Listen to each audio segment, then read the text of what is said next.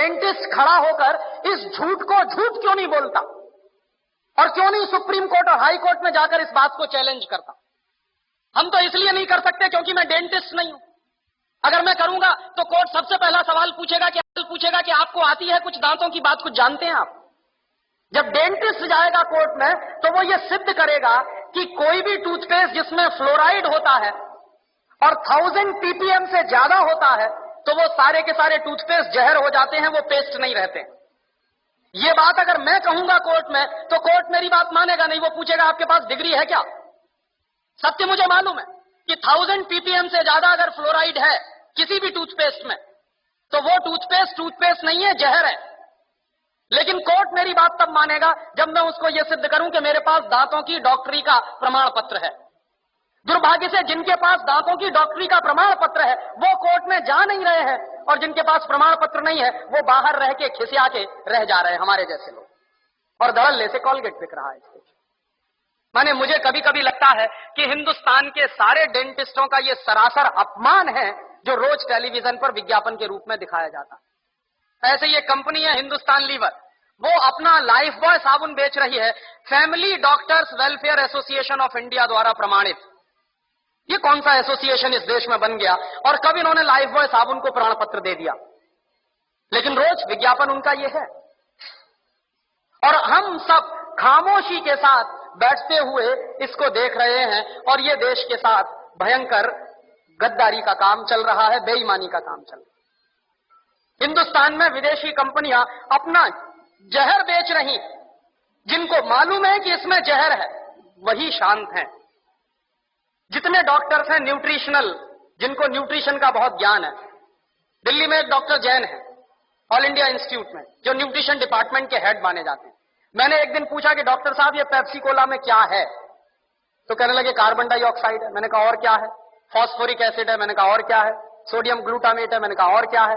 Potassium sorbate है। मैंने कहा और क्या है? कि इससे ज्यादा और क्या चाहिए तुमको? ये 4 जहर ही काफी है आदमी को मारने के लिए। तो मैंने कहा कि अगर ये पेप्सी कोला में 4 जहर हैं तो आप इस बात को गांव गांव में कहते क्यों नहीं जाके?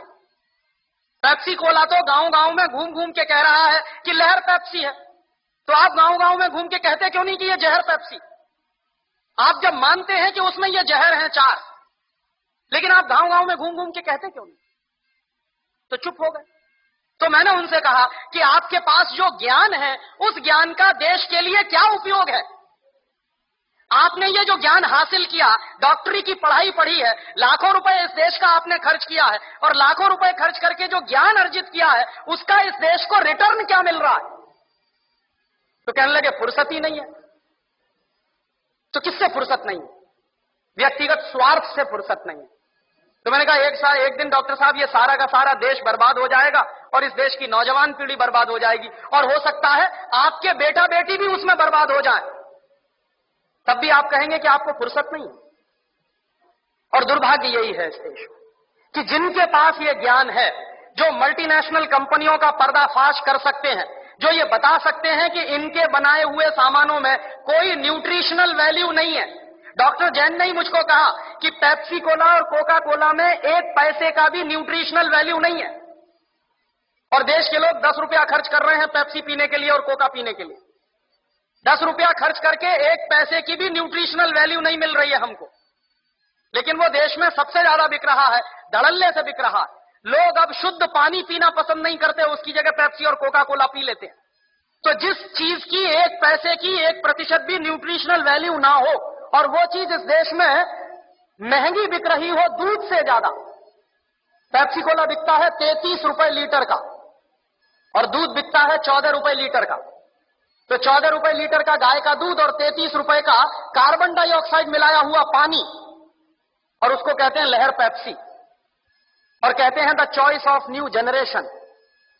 The choice of new generation नहीं है, बल्कि choice of new D generation है। लेकिन करें क्या उसका? और उससे भी ज्यादा मुझे गुस्सा तब आता है जब हिंदुस्तान में कुछ कंपनियां अपने हेल्थ टॉनिक बेचती हैं जिनमें हेल्थ के नाम पर कुछ नहीं है। Bournvita, Complan, Maltova, Horlicks, Protinex, ऐसे तमाम तरह के जो हेल्थ टॉनिक्स बिक रहे हैं, डॉक्टर जैन के अनुसार इनमें किसी में भी हेल्थ के नाम पर कुछ नहीं है। और आप चाहें तो अपने बच्चे को चने का सत्तू खिलाएं, जौ का सत्तू खिलाएं, तो उससे जितनी हेल्थ बनेगी, आप 100 डिब्बे प्रोटीन एक्स के खिला लीजिए, कोई हेल्थ नहीं बनने वाली। 100 डिब्बे आप बॉर्नवीटा के खिला दीजिए, कुछ नहीं बनने वाला उससे। और आप अगर एक डिब्बा बॉर्नवीटा का खरीदेंगे तो कम से कम 200-250 रुपए का है 1 किलो का। तो 200-250 रुपए का 1 किलो बॉर्नवीटा खरीद के तो खाएंगे, लेकिन किसी को आप कहिए कि मूंगफली खाओ गुड़ के साथ, तो नहीं खाएगा कोई।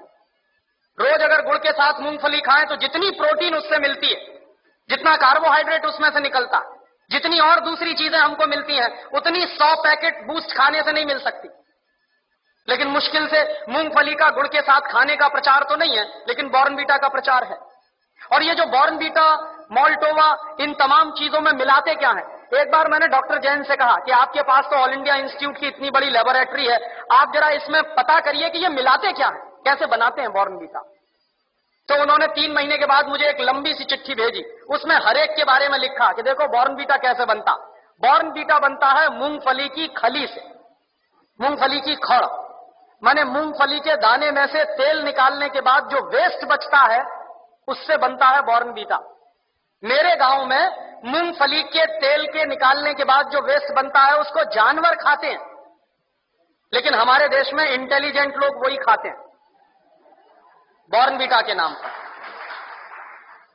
और आप बाजार में चले जाइए, मूंगफली की खली आपको 20-25 रुपए किलो में मिल जाएगी। गुजरात में तो उससे भी सस्ती मिलेगी। मैं तो मेरे गांव की बात कर रहा हूं जहां मूंगफली होती नहीं बिल्कुल। यहां तो सिंगदाना इतना होता है गुजरात में, मुश्किल से 20-25 रुपए किलो में खली मिलेगी, उसको वो बेचते हैं 200-250 रुपए किलो में। और हम लोग तकनीकी भाषा में कहते हैं वैल्यू एडेड हो गया। काहे का वैल्यू एडेड हो गया? जेब काट ली आपकी और आप कह रहे हैं वैल्यू एडेड हो गया। उन्हीं डॉक्टर जैन साहब ने मुझे बताया कि हॉर्लिक्स में क्या है, कुछ नहीं है, जौ का सत्तू और चने का सत्तू। बिहार में उसको हम लोग कहते हैं सत्तू, अंग्रेजी में कहते हैं हॉर्लिक्स।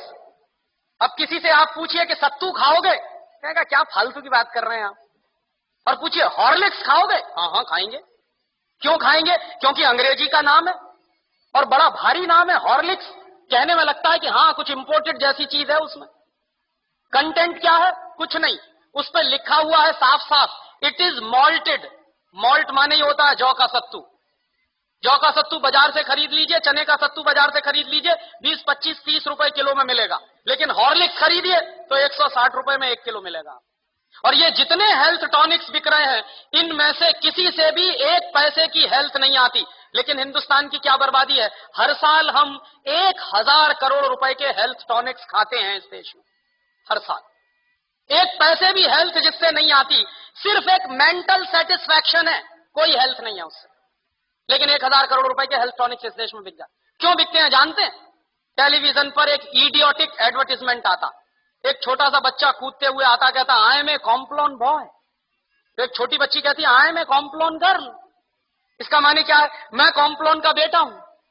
और बच्ची कह रही है मैं कॉम्प्लोन की बेटी हूं। और कॉम्प्लोन क्या है? टिन का डिब्बा।